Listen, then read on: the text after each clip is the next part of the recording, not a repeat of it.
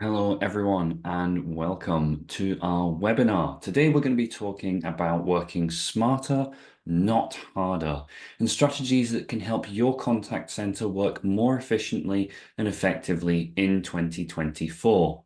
I've got a panel of three incredible guests with me today. I'm going to introduce myself, I'm going to briefly introduce my guests, and then I'm going to do the usual for anyone who listens to the podcast and hand over to each of them to introduce themselves. So I'm Sean McIvey, today's host.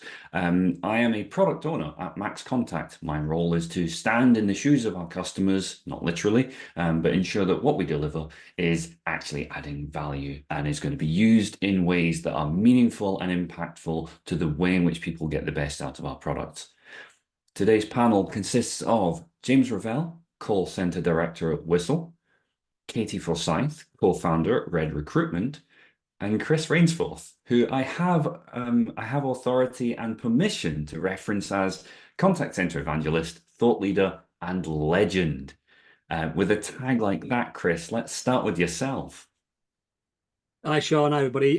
Welcome along. So, Chris Rainsforth, I work for a company called The Forum. We are an industry body really focused on raising standards across our industry. So, creating support for people to deliver the brilliant basics, those best practices, and really kind of show and develop new ways of working, new pioneering ways of changing the way our industry operates. So, really happy to be here today. Excellent. Thank you very much. And James, I know we've spoken previously. Would you like to introduce yourself, please? Hello there. So yes, I'm James Revell. So I'm the Director of Contact Solutions at Whistle. So Whistle, a company that you may know for its many divisions over mail and parcels and fulfillment and door drop media. We also have a considerable outsourced contact centers solutions part of the business, and I head that up. Excellent. Thank you. And last but by no means least, Katie Forsyth, from co-founder of Red Recruitment. Hi, everyone. Hi, Sean. Hi, nice to meet you. I'm Katie Forsyth. I have been in contact center recruitment now for 30 years, frighteningly, and set Red up 23 years ago. And for those 23 years have specialized and only recruited in contact centers. So I'm here to put the people spin on things today and the recruitment spin. Excellent. Thank you all very much for joining today, and thank you to everyone watching. Throughout the course of this conversation, there is a QA panel just down the bottom there. And if you want to ask questions, we will be having some time at the end to handle any questions that may come up. I want to start off with just talking about the 2023 landscape. And in terms of the context for this conversation, which is as we move into next year, working smarter, not harder on efficiencies.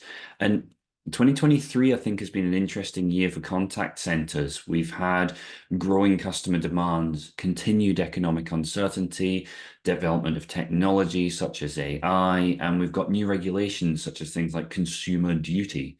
So it's been a real change in flux of a year when we look at it as a whole. In fact, we did a recent industry report that found that a key focus for contact centers in 2024 is to improve their efficiency without impacting performance. I suppose that feels to me like that kind of frames the entire conversation. So we say that as a big objective. How do we go around doing this? And I think, Katie, if we can start with you, you said yourself, you're going to be bringing a people spin to this.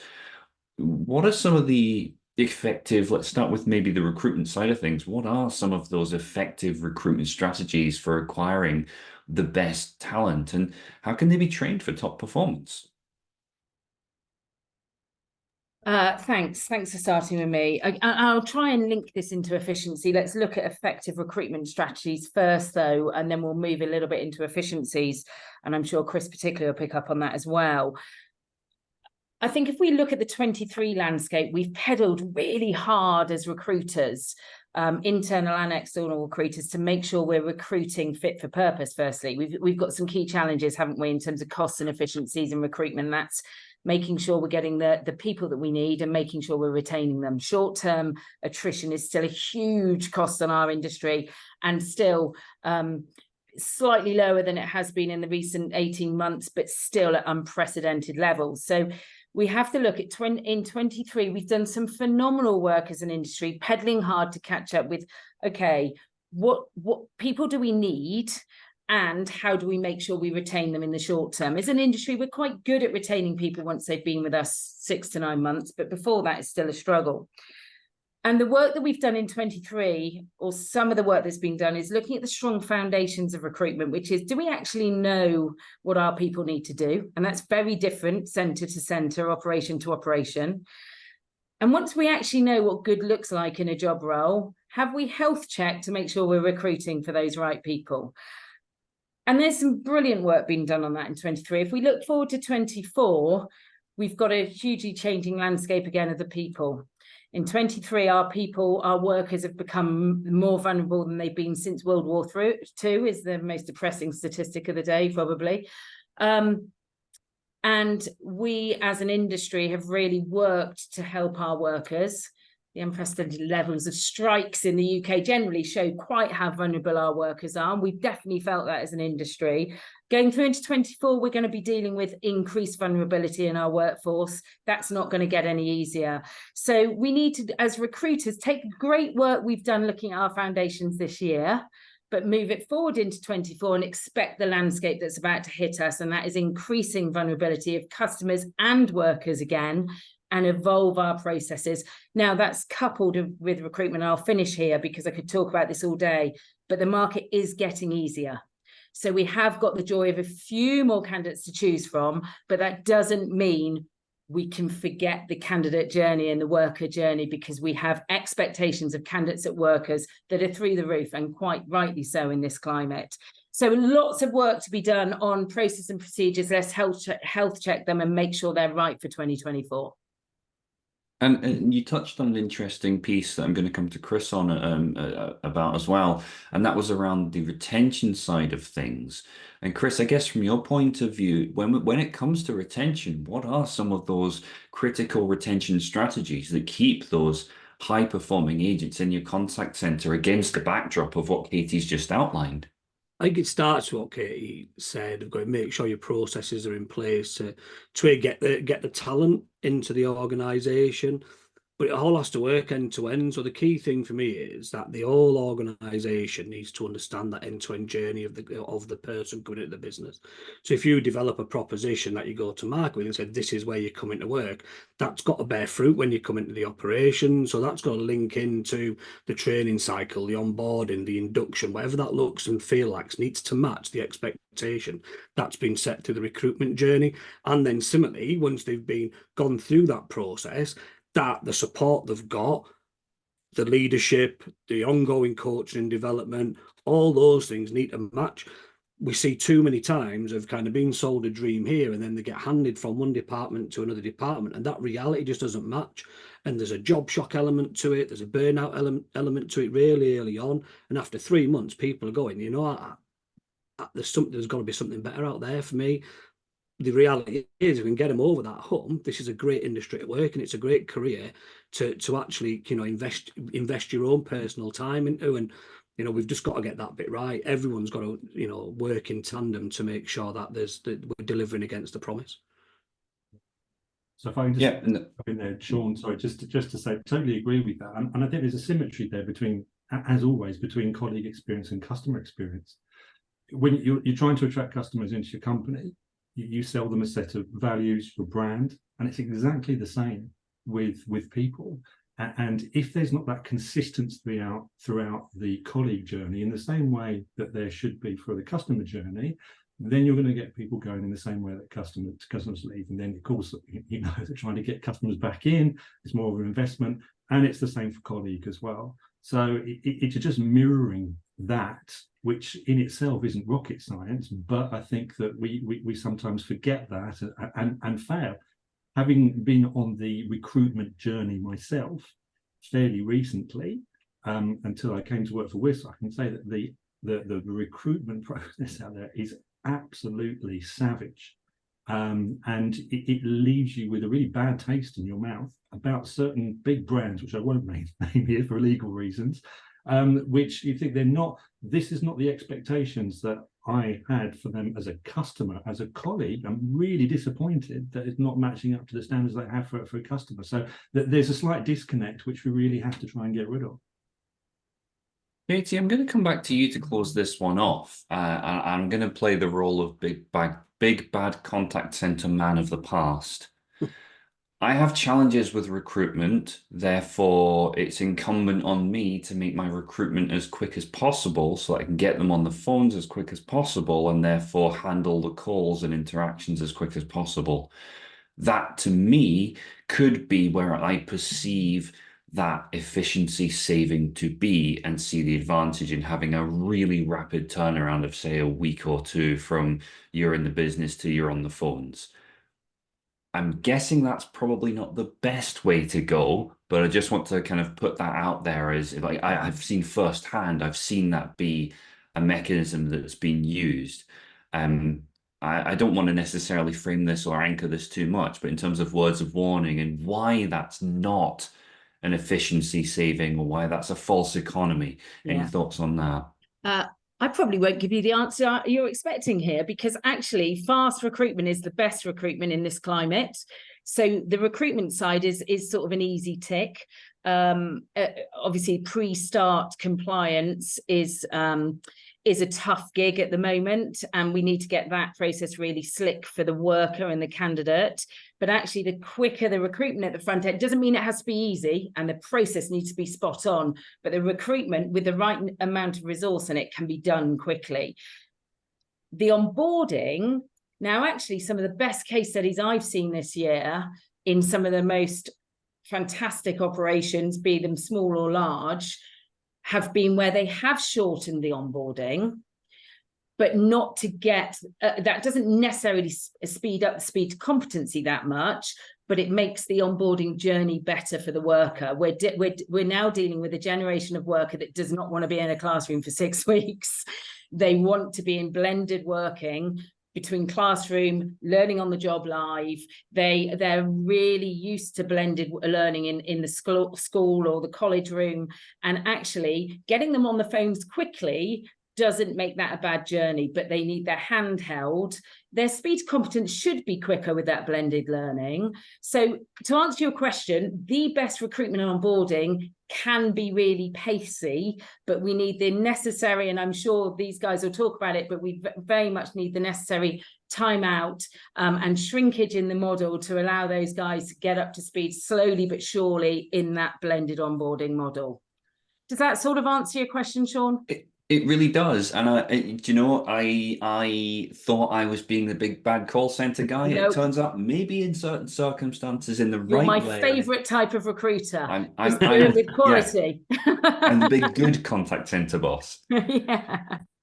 So to pivot slightly, then, so we've touched on a little on the agent or user journey and their experiences of joining a business, nexting a business. Chris, I'm going to pin you down a little bit here to talk around customers. We hear constantly that, you have to focus on the customer. You have to put the customer at the very center of everything that you do, of the operation, of the journey. We need to have customer experience considerations. What impact does that really have on efficiency, though? Again, a little bit like Kate, I don't know if I'll go down a traditional answer. I think we often hear that we're putting the customer first, but in reality, the actual processes, the procedures we have in place don't match that expectation. We still see examples now of kind of 5-10 day turnaround times for an email response and things like that. And you're going, come on, it's 2023, nearly 2024. What are we doing, right? So it's a bold claim to make. For us to actually make that real, we need to make sure that the people that we've got within our organisation are supported enough to deliver that customer service, to actually make that a reality. I talk to people around, it's okay kind of driving forward things like a service level, an average speed of answer. We're putting all these metrics in place to say that we're delivering a customer experience, but in the reality, what we're doing is negating the customer experience, because we're driving a poor employee experience, and that then creates a burnout. And no matter what tools we've got, no matter what kind of messaging we're doing internally, our people are burnt out and they just don't have the thought processes. They're being put under too much pressure to actually deliver the service that we want them to deliver. So my view is always take a little bit of a step back and understand that value of time that goes actually investing more time in some things that Katie mentioned there. Those non-productive times are really valuable. That coaching time, that training time, that learning development, all those things that are traditionally non-productive will drive to a more efficient and more productive workforce going forward. We sometimes forget that and we kind of squeeze to drive a customer experience that we can't deliver against because our people aren't getting the support they need to deliver it. So we've just got to be really careful around how we position that. I think, I will always say, our job is to service customers. That's what we're there to do in most organizations. But we can only do that if we've got the right kind of foundation to deliver it. We can't just say something. We've got to live, we've got to breathe it, we've got to do it. And some of that becomes more internally focused than externally focused. So again, I'm, big, good contact center boss, and I'm going into 2024. What are some of those foundational areas that you would say to me, have a look at these areas and make sure those are rock solid foundations? What are some of those strategies and areas and why? So I think that the key thing for me is remove uncertainty. We're still seeing organizations from a strategic perspective. There's uncertainty when you go out into the operating world within that organization, because things have changed so much over the years. People are waiting for that next change. So when they're waiting for that next change, is that level of uncertainty at this point, as moving to 2024, to really kind of get on, is really put your marker down of going, this is our strategic intent as an organization going forward. This is what we're setting out to do. And here are the things that we can do to make sure we deliver against that, whether that's internal stuff, whether it's external stuff, doesn't matter. The key thing is that we've actually got a certainty in terms of where we're operating and how we're operating going forward. I have conversations weekly around people going, we don't know if next week they're going to change our operating model. We've seen it already. I'm working from home this week. I'm now being told in the new year I'm going to come back at the office. And then 6 weeks later, they're being told, well, actually, you can work one day in the office. And it's like, just make up your mind. Right? What are you doing now as an operation? Make up your mind and then build the foundation on the back of that strategic intent, because you can't do that until you actually decide the journey you're going on. And that's the biggest frustration that I see in organizations at the minute, is that no one's making the right decision to allow us to actually build the foundation. Katie, coming back to you just off the back of that one, I'm just kind of extrapolating from what Chris has just said. In terms of that that kind of waiting for someone else to do it first and see whether it works. It's kind of, the penguins all on the edge of the cliff waiting for just one of them to make the jump. Again, based on my own experience, the traditional, shall we say, contact center recruitment and onboarding journey has been somewhat static. How much of an appetite is there to embrace a different way of working and actually really challenge that process in the way that you outlined? I guess how can companies, again, as they move into 2024, thinking about what Chris has just said, really try and challenge that incumbent process? The process has changed beyond all recognition since COVID obviously changed how recruitment was done overnight, like it did change all our contact center operating models, and recruitment was one of those processes that changed beyond recognition. It is now edging back towards, people are trying to edge back to their comfort zones of recruitment, and a strategic recruiter's job is about saying, right, stop, let's not just think we can go back to pre-COVID. Let's make sure we take all of our learnings and we make this the best model this industry's ever had and make it really successful. So I think in terms of your point about, okay, the process, we need to evolve the process. We do, but only if the process needs it, right? I'm sure Chris will agree with me. Sometimes we have transformation projects for the sake of transformation projects. And I'm sure, James, you've been there and done that and worn that t-shirt. And it's about, actually, where do we need to change at the moment? And for me, the big change in recruitment before onboarding for 2024 will be this expectation that we will move much more back to physical and even, dare I say, assessment centres. That's already starting. It's a joy to see. It's the best way to recruit contact centre people, but not like we saw them before. This is not because of anything else than we're dealing with a different generation of workers. And to get out of them the best version of themselves, we have to change our recruitment processes. And the very best models for now in 2024 are totally different to models we've seen before. Gone are the old role plays, gone are the old, oh, let's do a group exercise. That's all a thing of the past, thank goodness. So there's lots to talk about that, and that's not for now. In terms of the onboarding, that is, again, for me, and Chris is right, please, everyone, make decisions and stick by them. What causes early attrition in both recruitment and for new starters is this constant change of mind, isn't it?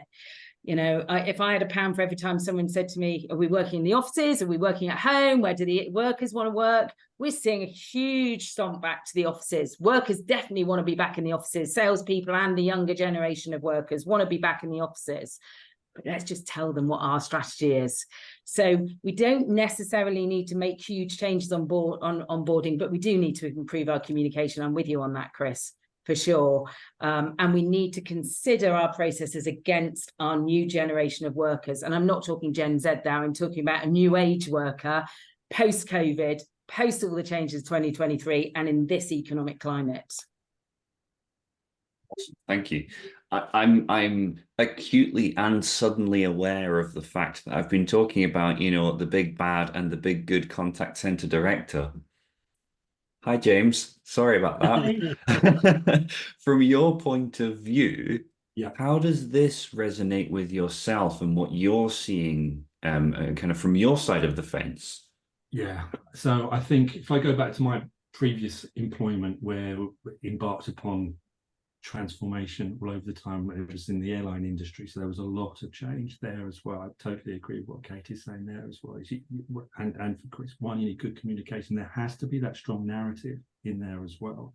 Yeah, your overall strategy needs to be going in a certain direction, but there's that flexibility and adaptability in there because of the changing the changes which are happening in the market. But there is an underlying narrative there, which I think helps. And if you communicate that at the right time with that underlying narrative there, people do understand fundamentally the direction that the company's going into from a transformational perspective, and we had to do a lot of that. Going back to, I think, one of the first point from Chris was mentioned as well, just in terms of putting the customer in the center of everything we do, relating it to the metrics. When I first joined contact center environment, having been away for a long time in operations management, absolutely flabbergasted by the amount of metrics that we were asking people to follow, which really weren't, or at least the way that they were being framed, they were not customer centric. So handling time, yes, there is customer centricity in that, but not the way it was being framed. It was about efficiency, and you know, it's about productivity. If you try to engage with someone in the front line using the words efficiency and productivity, it's a turnoff. You need to make it simple. So that was a frustration for me when I got into a position where I could actually make the change. One of the first things that was do it, and it took a lot of arguing, was getting rid of a lot of those metrics of people in the front line and just keeping it simple with the one, and that's CSAT. Because you can always, like, you know, if you've got a conversation that's going on for 15 minutes, that's not necessarily a good customer. The customer doesn't necessarily want a long conversation. Therefore, you can bring elements of handling time into that, but frame it around customer centricity. So it's about, I think, and it needs the education and the training and the coaching of the line managers then to really frame all conversations around the customer rather than around different metrics or ones that are probably perceived as about saving money, about efficiencies, about productivity. And for the people in the front line, it's an absolute turn off, and you just find yourself working harder because you're having long attritional conversations about why you're asking me to do that, which I think is a very pertinent point. Quite a radical, if you'll forgive me, that's quite a radical stance to take in terms of, if we think again about the contact center industry as a whole, it's quite a radical stance to take to say, actually, here's this one metric.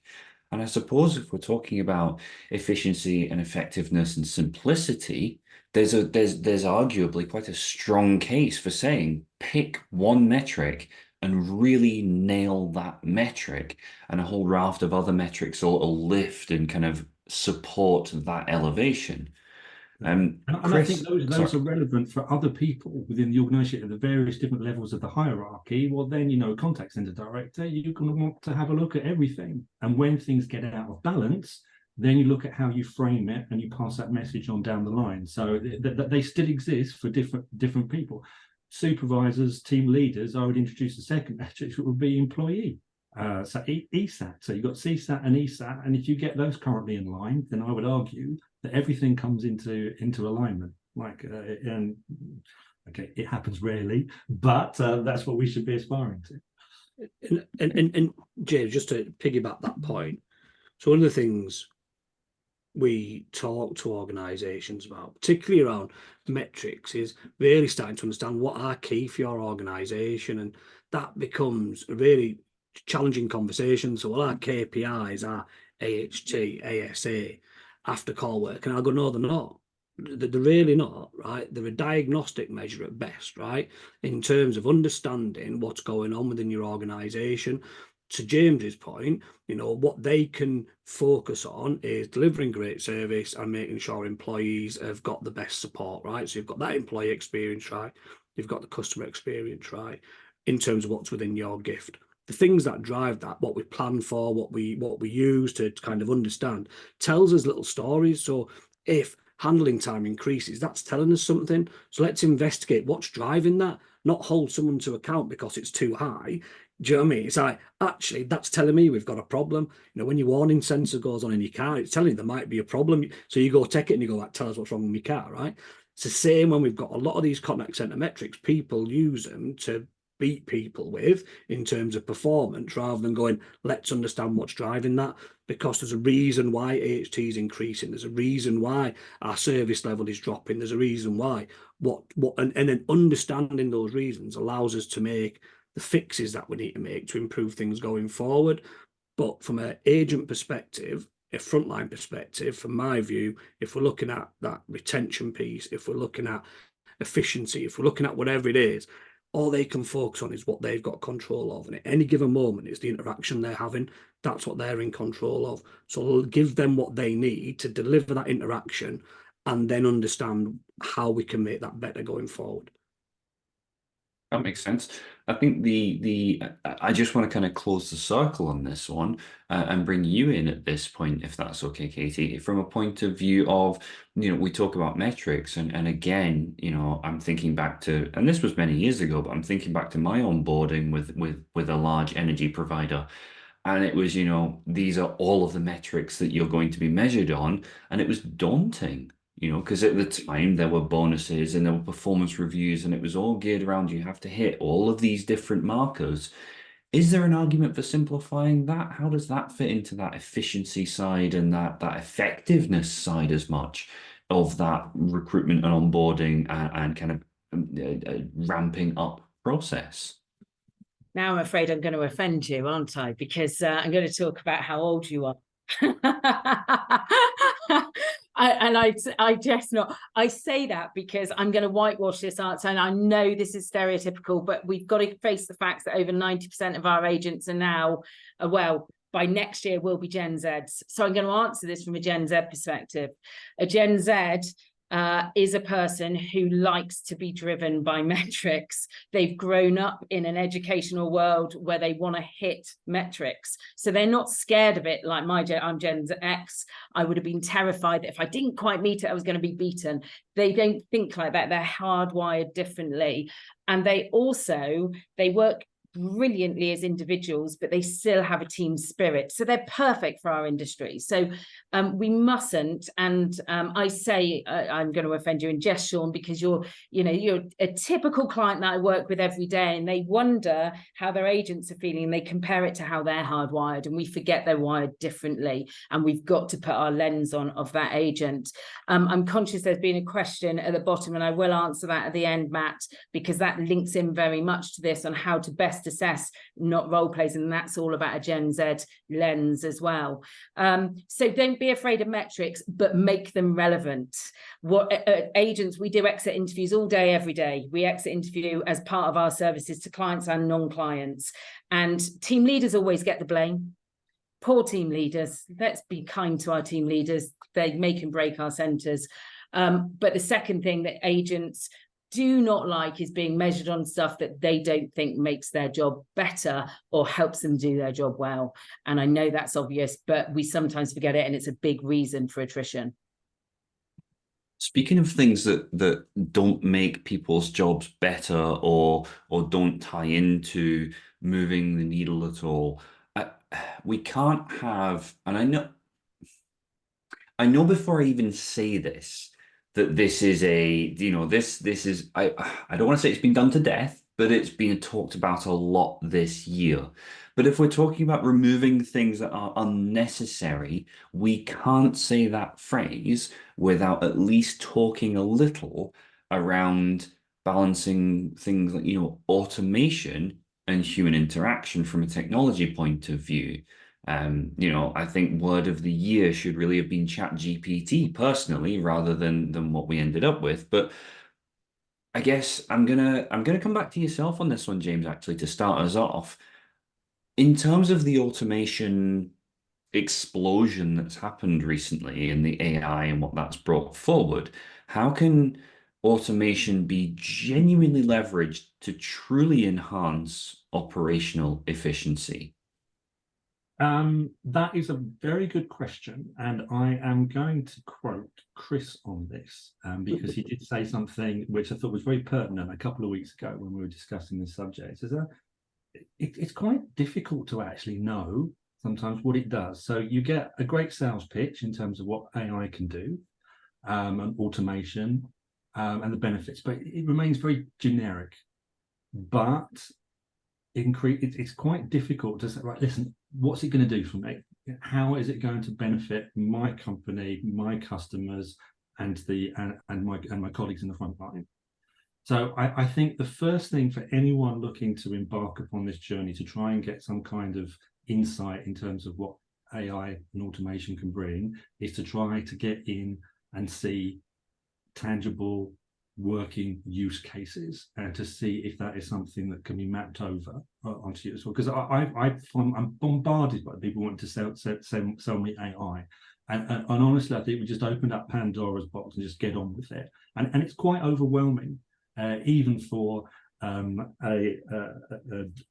contact center, the bad contact center director, such as myself, the nasty one, quite overwhelmed by what's out there. And I feel just like, well, okay, just tell me tangibly, in words of one syllable, what's it going to do? So I think that would be my first advice: get out there and try to get. And I can see that happening. Contact Center Managers Association, I know they're running a lot of those sessions currently around the country, which I think is great, brings a lot of added value. There are other contact center manager associations out there for the for the benefit of equity. Also, I think another thing is to have kind of a clear strategy of what you actually want to achieve. So once you've got the idea of what's out there, what is it that you want to achieve? What level of automation do you want? Is it some very simple canned answers all the way to the full Skynet? What is it? Or somewhere in between, which will probably be. And I think that only you will be able to see that and this is, okay, there's going to be some hard work at the beginning, and that's mapping the processes, looking at the processes, understanding the journey across all touch points that your customer goes through, which I think is a good exercise just in terms of some clear out, in terms of mapping from a value stream mapping perspective as well, because there's some things that you can probably get rid of without needing automation. You think, well, hang on a second, that was relevant 5 years ago. We don't need that anymore, to take that out. Then you can see, okay, bearing in mind the use cases that I've looked at, how can I parachute some of these into these processes? But my biggest piece of advice there is don't do too much too soon. So get that low-hanging fruit, that one piece which is really going to have possibly a high impact, low amount of work that you have to put into it, and then take the time to evaluate that. But do not do it in silos. this has to match up with people in the front line. And I think this is trying to get it work. You really do need to get the buy-in of the people in the front line. And this is getting that consistent journey. And it's going to help with your recruitment and your retention. Because if you just say one day, oh, by the way, guys, AI is on its way, automation on its way, the alarm bells start going, you've got people that are going to be leaving. So it has to fit into your narrative, has to be communicated. And it also, they have to be part of that journey. Some of the most efficient and effective implementations of automation have been where we've had the provider come in, sit with our people, and the people have been telling them this is what we need to do. That really makes it authentic. It really makes it customer-centric, and it will save you a hell of a lot of pain afterwards. And I think that's what, because you try to do too much too soon, you don't involve your people, you've not got any idea where you're going because some salesperson's come and said, this is exactly what you need to do. That is the road to hell, unfortunately. 100%.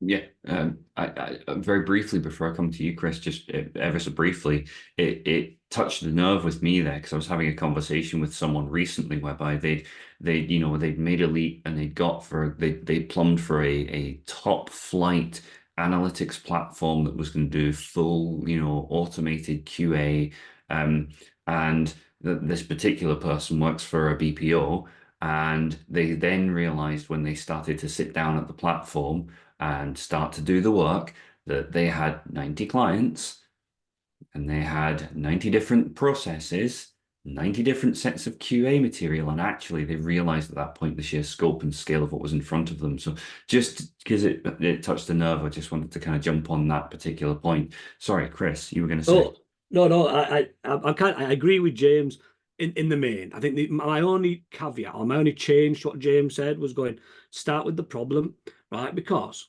right, let's go 30 years, right? We've all been doing this there or thereabouts. Sean, maybe a bit less, I don't know, right? We've all been there about 30 years, give or take, right? I remember when we got an IVR for the first time, that was the best day of my life, right? At that point, it was amazing, right? We had this thing that could push calls wherever I wanted to go. It was amazing, right? So I kind of try to just put this in a bucket that says, we've been doing this forever, right? Technology has been enhancing and advancing and coming into our operations for as long as I've been doing this, right? This is the new flavor of the month in terms of language, but there's always been some kind of automation, some kind of artificial intelligence, it's just got better and better over time, right? So start with the problem, understand what you need to do to fix it, and then find the right solution to that problem. AI won't fix everything. Automation won't fix everything. Understand what your problem is. If you understand your problem, you can then define what your solution is. And if that solution is driven by automation or AI, go for it, build your solution around that. So you've got an end game in sight. To your point, Sean, people are going out and buying stuff and not using it, or not able to use it, or only using a bit of it. Do you know, it's like, come on, it's like me buying a race car and parking. Do I have to go to Tesco? Do you know what I mean? Why? We kind of, let's just be sensible about the approach that we take to it. It's going to come, it's going to get embedded in our operations. Over the next few years, it'll get better and better and better. Today is as good as it's going to be today. Tomorrow, it'll be better. On Monday, when we all come back to work after a weekend, it'll be even better again. So let's just do what we've always done as an industry and just learn as we go and implement the right things at the right time to deliver what we need to deliver as an organisation. Can I just perk on something James said, which resonated with me and touched a nerve with me? And we've got to remember, again, I'm going to talk from a Gen Z, but this is the best cohort of agents we've ever had. They're intrinsically brilliant at customer. They've been through more in terms of their emotional stuff than we ever went through. So their emotional intelligence is off the scale, and they're digital natives. And I was doing a workshop with a group of advisors. We're doing some process mapping with a big brand group of advisors. And one of them said to me, I wish that board would just stop making such a big deal of all this AI stuff. They just don't get it. They should put it in our hands. Our generation get it. And I thought that is brilliant, because we talk, don't we, around board tables about, oh, let's wonder about the agent experience. Those agents, this is their first language. And for me, James has touched on a real nerve. Put a group of agents on that working body of what do we need this AI and all this tech to do, because they'll cut to the chase. Yeah. But anyway, I thought that was an interesting observation from a recent piece of work. Yeah, it's a really good point. I'm going to come back to you though, Katie, straight away. I just want to kind of contextualize this and provide a bit of grounding on this a little bit, because I think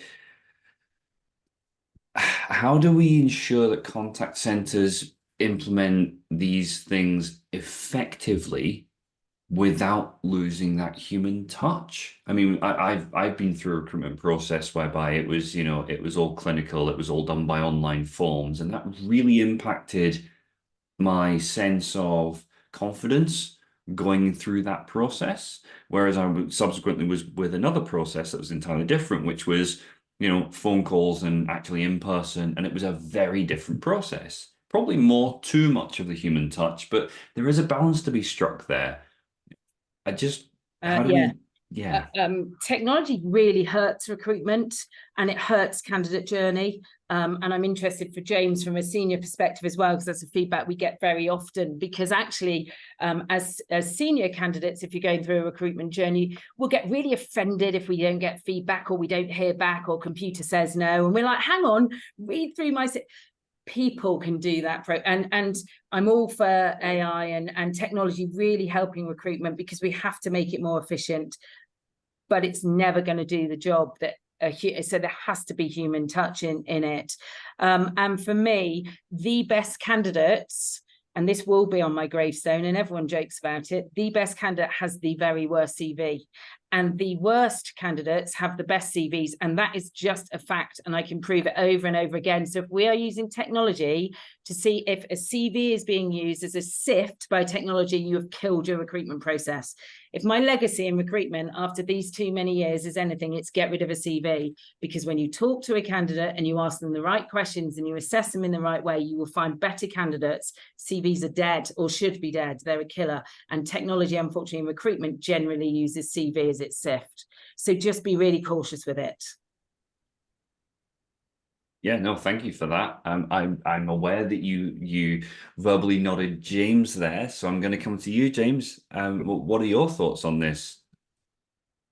Yeah, so I think come back to my previous point. You have to involve your people in this, and you do have to, again, don't work in the silos and then say, okay, right, we've implemented automation, therefore the automation get on with things. I think you have to have that human check to make sure that anything that's going out is innately human. So is it compliant? So it's not just the what is being said, but the how it's being said. So for the what, is it compliant? Is it, is it taking the right information? Using certain example of how AI could be utilized, but also how it's saying as well, is there unconscious bias in there? Is the language that is being used consistent with the values and the language and the tone that is being used in your customer service proposition across all channels? And there you're going to need that human element in there to check, just in the same way as it has done before with previous iterations of automation and also outsourcing as well. You are creating new jobs, new roles, new profiles, new specs within the contact center to augment the automation and the artificial intelligence that's being implemented into your organization. So, I think that there's something which has to be done culturally and organizationally to recognize that. Don't just say, okay, right, the IT bods have done their bit, that's it, it's going.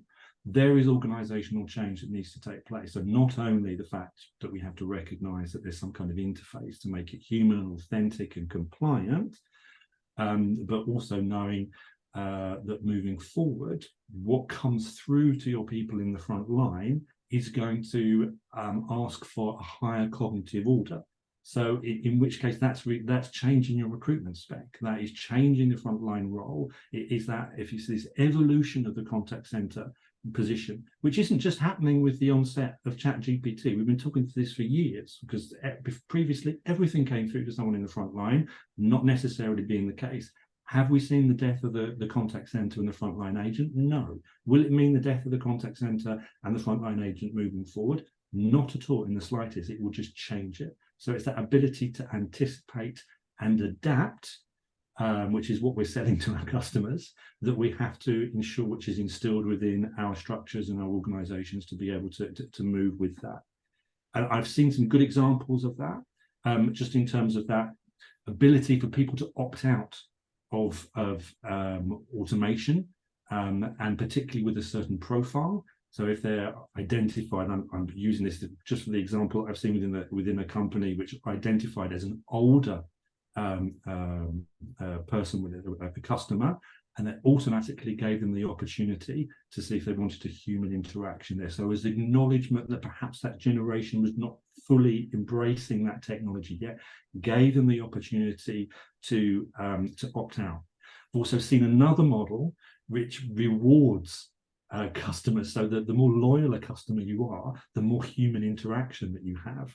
So for example, if you've got loyalty cards, those people that are bringing in, let's say the 20% that are bringing in the 80% of the revenue, they get the high human touch points. And in fact, that it kind of rewards you in effect. And if you've got someone that's just a one-off purchaser, they are going to be pushed more towards automated quick serve. So there's other strategies which I've seen in place, which obviously these different strategies suit different companies, but there are different ways of doing it to make it more or less human. But I think the golden thread throughout that is behind the scenes, make sure it doesn't work in silos, it's connected, and there are people in there that have got oversight over this and don't let it live or die. And I suggest that those people have contact with IT and technology professionals, but they are customer-centric contact center people who know what they're doing from an operational perspective.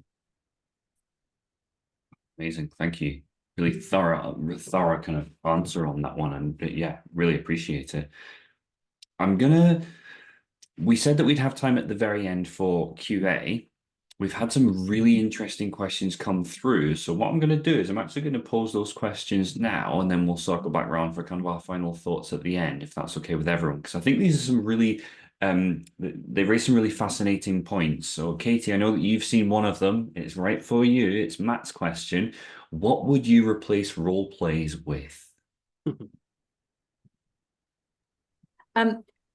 This is a really long answer that I'm going to keep short. So if we bear in mind this candidate type, obviously it's very dependent on your type of job role, but this candidate, if I can be, sorry, I know I'm obvious, but let's talk Gen Zs again. They can generally all communicate really well. They're a communicative generation. And you can tell through your recruitment process before any point of role play whether or not they can speak well. So the role play shouldn't be there to check whether someone can speak well. The role play traditionally has been used to check that they can problem solve, they're accurate with information, yada, yada, yada. This type of candidate, this generation of candidate, doesn't respond well to sitting back to back with someone, role playing that they're selling them a holiday and checking that they've read all that information. They need training on that. What they respond well to are there's much better ways to get out from your interviews, what I would call personal interviews, or from presentation suites. Now, the presentation, what I'm not talking about is give me a 30, 60, 90-day plan, all of that nonsense. I'm talking about talk to me for 3 minutes about something you're particularly passionate about. It can be anything. It can be cricket. It can be your dog. It can be anything. That will test presentation skills and the ability to think on their feet. The situational questioning, a question such as, I want you to tell me about something that you've been through in the last 3 years. It can be from school, it can be from work, it can be in your personal life, that has particularly tested either your common sense or your ability to rebound from a difficult situation. I promise you, their answer to that question will give you 10 times more evidence than any role play of them selling you a mobile phone contract will give you. And I'll give you an example. I was doing this with I'm sure they won't mind me saying, Stana, who are a big stairlift company, who used to do the role play of, you know, I want you to check all the information because it's really technical. This candidate talked to us about the fact they were climbing Kilimanjaro. The partner they were climbing with fell and broke their back. They had to work with the Sherpa to get the climber down the mountain in life-threatening conditions. This is a 22-year-old kid. I say that because my kid's nearly 22. And at the end of that interview, the director of Stana turned to me and said, I'm giving that person that job. If they can get through that situation, I can teach them the technicalities of a stairlift. Now, they would not have got through a role play selling a mobile phone contract. So sometimes role plays are just the easy answer to an old-fashioned type of recruitment. And there's a much better way to get this generation of workers great expertise and emotional intelligence out of them, rather than checking to see if they can read some information. Can I just marry that in? I'll just kill the two questions at once, because someone at the back end of this said about CVs are dead. Just on that, same thing with this with this type of worker. It's about voice conversations. You've got to have a big team of people to be able to do that. Our team, we lead a team of resources, and on average, they make 180 outbound calls a day to job boards, each person. So it gives you an idea the numbers we have to get through. But we will call anyone from any service industry or straight from education, and we will talk to them about why they want to come into contact centres. And that 3 or 4 minute immediate conversation, you'll get out far more than you will from any CV. And I would just encourage you to encourage your internal recruitment teams not to disregard someone from a CV, but if they've got time, and I appreciate it's costly and it's timely, just call them and ask them. A quick way around, if you can't do that, if you haven't got the resources to do that, instead of a CV, ask the candidate to send you a 20 to 30 minute video, 20 to 30 second video on that, why they want your job. And from that video snippet, you'll get far more than you will from their CV. There's lots more I could give you on that, but I haven't got time. I hope that helps for the moment. Amazing answers. Thank you for that, Katie. We've got another question that's gonna touch on something that was mentioned earlier, and that's interesting views on metrics. I don't have the name of the person who's asked this question. So some interesting views on metrics. Can I ask for your input on how many objectives or KPIs, whichever you prefer to use, do you think is the ideal number? I work in a call center where there are 4 objectives boxes to fill in an appraisal, and they each contain 3 to 4. Far too many, in my opinion. So, Chris, I'll come to your thoughts on that one. Science will tell you can only focus on one thing at a time, right? So if we ask someone to focus on 25 different metrics, they're never going to give everything its full attention to deliver against it. So I don't think there's a right or wrong answer to this, but I think anything that we ask people to deliver against needs to have aligned to whatever the strategic intent is within the organisation. So we always talk about, kind of think of it as a pyramid, and at the top of your pyramid, you've got your vision, your value, your brand. This is what we're trying to do as an organisation. Then underneath that, you start to think about what's our strategic intent. So what's our customer strategy? What's our colleague strategy? That's going to allow us to deliver against our objective as an organisation. And from them, pull out the key things that will allow you to line that up. Everything underneath that then becomes those diagnostic measures that we talked about before that go actually underneath that. How do we deliver that strategy? Well, that strategy is going to, these things are going to tell us if we're on course to delivering this strategy based on those diagnostics, AHT, service level, whatever they might be. I would always say at an agent level, the less they have to focus on, the more productive and more conscientious and a better advisor they'll be. The more things you give them, there's more to compete with in the mind to go, what am I doing? And you end up robbing Peter to pay Paul, depending on what you're doing. And then when you get to an appraisal situation and you go, right, I've got these 4 boxes, I've got these 3 or 4 things, you never actually will see an improvement collectively over the board, because you'll focus on one thing that might be down here this month. And then when you get to the next month, that might have moved up a little bit and something else has dropped down. So you end up just not ever focusing on what the true development areas are of the individual. So less is more, 100%, and make sure whatever it is links to what you're trying to achieve as an organisation. Otherwise, there's no point in measuring it. Yeah. James, a couple of minutes from yourself on the same thoughts, or on the same topic. Yeah, absolutely. I totally agree with that. I would say, based on experience, and again, this was difficult to get across the line, but I must admit, I think it's one of the things which really I saw really quick benefit from this. And it depends on what your team is, but I think you can even go down to 1 if it makes sense and if it feeds back into the overall strategy. CSAT was perfect because we could measure it on an individual basis. And it was a great, the team leads could really have quite 3-dimensional conversations about breakdown calls and coach effectively, bring in these other diagnostics that Chris was talking about into the conversation by all means, but just keep it simple. Obviously, maybe if you're more of a sales focused contact center, then change that through to sales, or just have sales and customer experience to make sure that there's some balance and you're not going the full Wolf on Wall Street, just to make sure that it keeps some sense of balance in there as well. Totally agree with what Chris said. Keep it simple. I would say do a pilot, 6 months, go down to 1. Just be brave, do it. Amazing. We're approaching the last 5 minutes of the time that we have allocated for this conversation.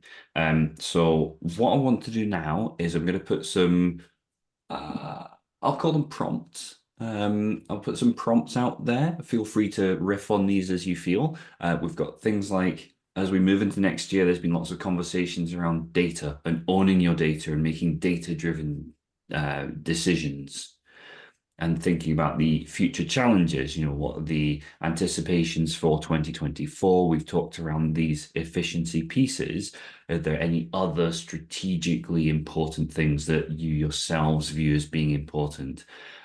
Or anything else as we look into the next 12 months ahead of us, as we look into 2024 and beyond? What are the key focus areas, and why? I'm going to come straight back to you on that one, James. Sure. So yeah, indeed. I mean, data's absolutely key, and there's some great tools out there to data mine to make sure that you get, really, sending back, really taking the pulse of what's going on in the business. However, let's go rustic, and I would recommend, because I think in this current climate where perhaps money is driving a lot of decisions, let's make it authentic and get as many people listening to customer interactions as possible. C-suite people, sales people, just to make sure that you're getting a fully 3-dimensional, not just what's on a piece of paper, but you can actually fit, you can hear it, you can hear the emotion, the intent. I tell you what, it was the best thing I did a few years ago, just trying to get more people into the contact center. One, it elevates your contact center and shows what a great job's being done by people in the front line. Secondly, it gives a lot of kudos and credibility to know that decisions are being made with people there, sitting next to people in the front line, and that really helps with the narrative and think actually a decision's being made because people understand the business. And then thirdly, you understand that you have, what the challenges that your business is making, what your customers are actually thinking. Amazing, thank you, Chris. I'll come to you next. I'll try and be brief. So to echo James's point, I think the understanding data is really important. I think what we've got to think about 2024, 2 things. We've got to make sense out of data. There's more data than we've ever had before, and we can spend a lot of time looking at information, not actually doing anything with it. So that then gives us a skills challenge. So I think 2024, it's around how do we turn that data into something meaningful that actually drives the right action, the right discussion, the right decision making within the organisation to focus on the things that matter most. And if we can get someone in the organisation that can do that, give us that focus, allow us to focus on what matters most, we can then build an operating rhythm that allows us to actually deliver that improvement going forward and that continual improvement as an organisation. So I think it's twofold. I think data is critical. Understanding the data is more important than ever. Making the right decisions and focus on the right things is even more important. And that's where we'll get to in 2024. We will have to focus on those things. And Katie, to close us out, what are your thoughts as we move into the next year? I'm going to just say, when you're doing all this lovely work that James and Chris talk about, is keep your people lens on. There's been some great work done on attritions this year. Let's pray that continues to go in the right direction next year. Long-term sickness is still at terrible levels, and all of that is affected by the decisions that these guys are talking about here. So let's keep our people lens on. Worker proposition is a really key point for next year, and let's look after them and hold our breath for what the salaries are going to do in April. Hey, chaps. But yeah, lots to focus on next year when we talk about all of that. Just keep our people lens on. 100%. Amazing. Yeah. Well, that brings us to the top of the hour. I want to take a moment to say thank you ever so much to Chris Rainsforth, James Revell, and Katie Forsyth. It's been an absolute pleasure talking to the 3 of you today. And yeah, hopefully to those people who have watched, you've found that useful and enlightening. There was one additional question we just didn't quite have the time for, so we will respond to that separately directly. But yeah, thank you very much, everybody, for joining us today. Have a good one. Thank you. Bye. Sean.